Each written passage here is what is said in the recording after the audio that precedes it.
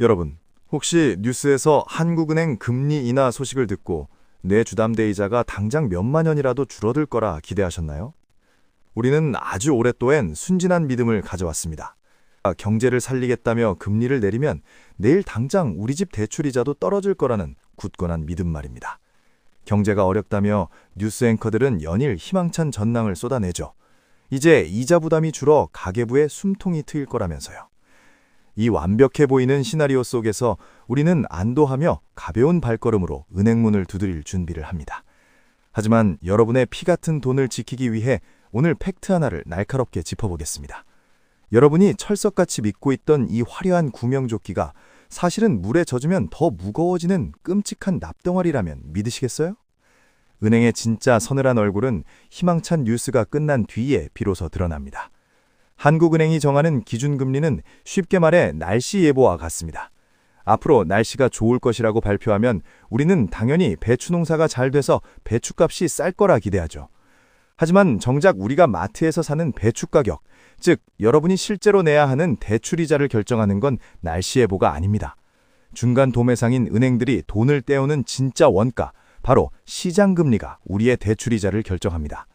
아무리 한국은행이 날씨가 맑다고 방송을 해도 은행 직원이 자동문 너머에서 고객님, 오늘 도매가가 올랐어요 라고 한마디 해버리면 우리 대출이자는 껑충 뛰어오릅니다. 내리라는 대출이자는 꿈쩍도 안 하면서 예금이자만 빛의 속도로 깎아버리는 기막힌 배신을 당하게 되는 거죠. 그런데 말입니다. 이 완벽해 보이는 은행들의 핑계 뒤에서 우리의 돈을 쥐어짜며 조용히 덩치를 키우고 있는 진짜 탐욕스러운 괴물이 따로 있다는 사실을 알고 계신가요? 여러분의 통장에서 매달 빠져나가는 대출이자 중에서 무려 30% 이상이 바로 이 괴물의 배를 불리는 데 쓰이고 있다는 걸 아셨나요? 그 탐욕스러운 괴물의 진짜 이름은 바로 가산금리입니다. 너무 어렵게 생각하실 필요 없어요. 앞서 말씀드린 동네 마트의 배추 이야기로 다시 돌아가 볼까요? 마트 사장님이 새벽 시장에서 배추를 떼왔다고 칩시다. 그런데 배추를 진열해 놓고 팔다 보면 중간에 잎이 상해서 버려야 하는 손실이 생길 수도 있잖아요. 또 마트 직원들 월급도 챙겨줘야 하고 무엇보다 사장님 본인 주머니에 들어갈 두둑한 이윤도 남겨야 하죠. 그래서 도매 원가에다가 이른바 마진을 잔뜩 얹어서 소비자에게 팝니다. 은행의 가산금리가 정확히 이 마트 사장님의 수익이 되는 마진과 똑같은 역할을 해요. 누군가 은행에서 돈을 빌려갔다가 파산해서 빚을 떼먹고 도망갈지도 모르니까 그 위험을 대비한다는 명목으로 선량한 사람들에게까지 미리 걷어두는 일종의 보험금인 셈이죠. 진짜 치명적인 문제는 시장에 조금이라도 경제 위기감이 감돌 때 시작됩니다. 은행들은 자기들 금고에 조금이라도 손실이 날 것 같으면 너무나도 뻔뻔하게 이 가산금리라는 방패를 겹겹이 쌓아 올립니다. 한국은행이 아무리 날씨가 좋으니 배추값을 내리라고 뉴스에서 떠들어도 전혀 소용이 없어요. 마트 사장님이 중간 마진을 2배, 3배로 확 올려버리면 우리가 계산대에서 치러야 할 최종 대출금리는 무조건 오를 수밖에 없는 구조거든요. 결국 한국은행의 권위와 통제력은 은행의 굳게 닫힌 금고문 앞에서 허망하게 멈춰버립니다. 서민들은 영문도 모른 채 누군가 돈을 떼먹을지도 모른다는 은행의 공포비용까지 고스란히 대신 내주는 억울한 희생양이 되고 말죠.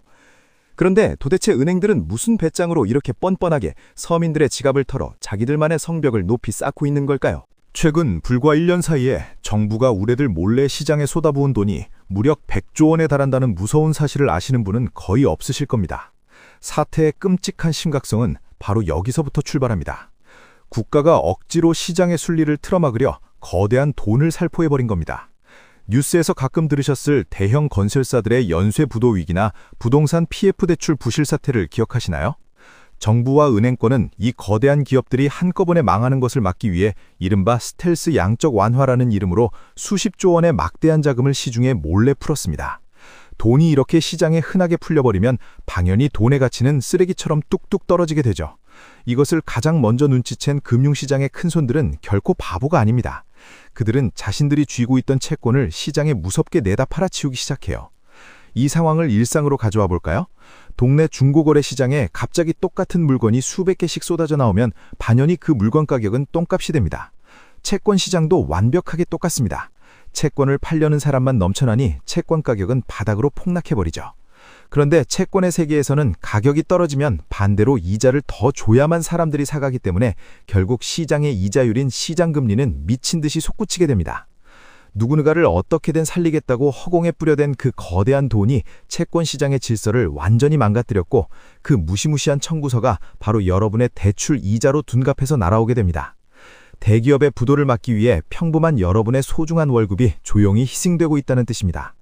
만약 이 거대한 폭탄 돌리기의 끝이 결국 여러분의 얇아진 통장이라면 당장 내일 우리 삶에는 어떤 비극이 벌어지게 될까요? 당장 돌아오는 이번 달 이자 갚을 돈이 부족해서 밤잠을 설쳐본 적이 한 번이라도 있으신가요?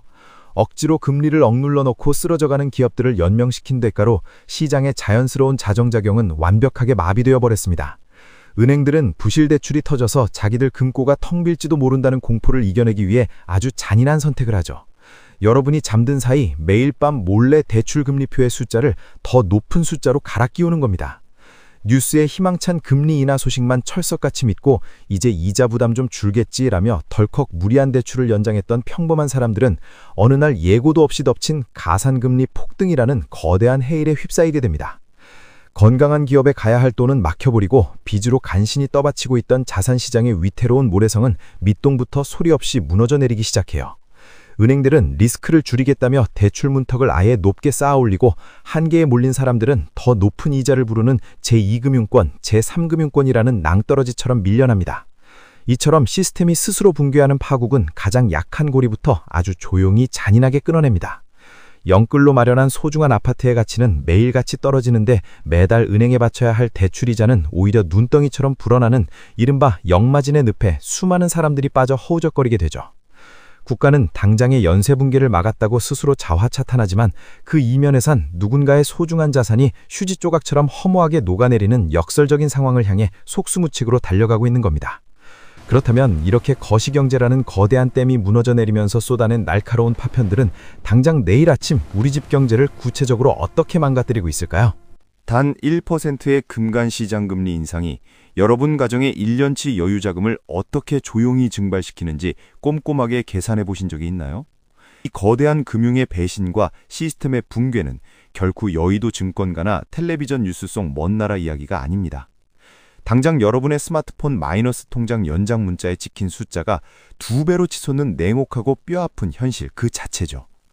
작년까지만 해도 매월 100만 원씩 착실하게 내던 아파트 주택담보대출 원리금이 어느 날 갑자기 150만 원, 180만 원으로 훌쩍 불어나는 공포스러운 고지서를 직접 마주하게 되는 겁니다.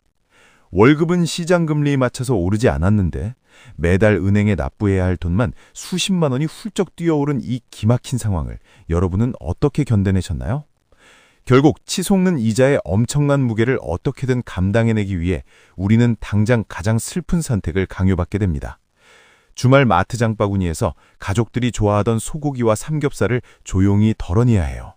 쑥쑥 크는 아이들의 태권도 학원과 피아노 학원을 미안한 얼굴로 당분간만 쉬자며 끊어야 하는 가혹한 나비 효과가 우리 집 거실을 무참히 덮치고 마는 겁니다. 여러분이 매일 새벽부터 밤 늦게까지 땀 흘려 번 소중한 돈은 어느새 부도 위치에 처한 기업의 부실한 빚을 메워주고 거대한 은행의 배를 불리는 땔감으로 무기력하게 타들어가게 됩니다.